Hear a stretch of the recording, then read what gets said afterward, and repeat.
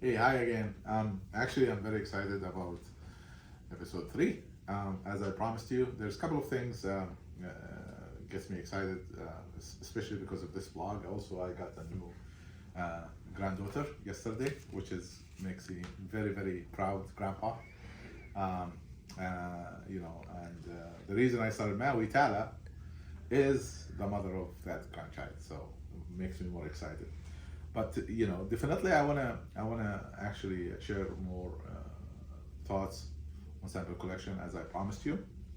So many times we hear like which swab do we use? A lot of companies opt into using swabs. Really, swabs is a good tool, but doesn't give you enough sample, especially when you transport it as is. Even with basically a moisture grabber capsule, right? Desiccant, you know. When the DNA binds there, it's irreversible binds, and it's also you cannot control bacterial DNA, bacteria growth or fungi. So you end up really depending on how long it sits in the transit, and the sample will be potentially the longer it sits in transit, the worse the sample quality you get out of it. Next generation sequencing, whole genome sequencing, or genotyping require high quality DNA. Especially with whole genome sequencing, bacterial DNA contamination is a major issue for them. So I've actually collected quite a few of these. So whether it's flock, whether if it is so the swab material really should not matter, right? It's a swab. You swap different providers, whether it's flocked, whether it's cotton, whether it is even a cytobrush like this, molded like the BioWand or next swab, even like the 3-inch ones, the short one, the wooden stick ones. What matters is really the capability of releasing the content of the swab directly into a stabilizing buffer. However, what you want to do is definitely release as much of it. So this is why the iSWAB technology is basically you just after you collect the sample, it doesn't matter what you collect with.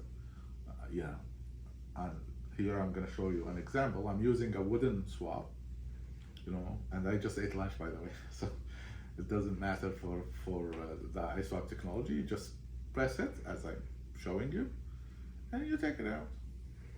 Now, try to swirl it a couple of times, and that's it. You test the swab, and you can collect more than one swab. You end up with a high quality sample, regardless. Now, this is a simple and easy way of collecting sample, regardless of. So basically, we're making something that doesn't work very well, and by stabilizing it and releasing the content of it in this vial, makes it works well and universal. You can collect from any population segment, if it's children or children, babies, adults, you name it. At the end of the day, really the quality of the swab or where it's coming from shouldn't matter. There are swabs that we recommend using over others, of course, but in general, you see the battery of it doesn't matter what is the source or the manufacturer. What matters is stabilizing the sample right after the collection. And this is many times you'll see processing labs saying, oh, you don't have enough samples, so they ask you to send another sample. You're not happy about it, but this is the situation because they didn't have enough sample. We don't see this with our collaborators and customers, simply because they have enough highly concentrated sample. I showed you one swab. Actually, this version of it, you can actually collect 4 swabs, and so it's very highly concentrated. this is why I wanna, I'm very excited about sharing the new two updates and talking a little bit about one way of collecting samples. Thank you so much, and episode 4 coming soon. Thank you.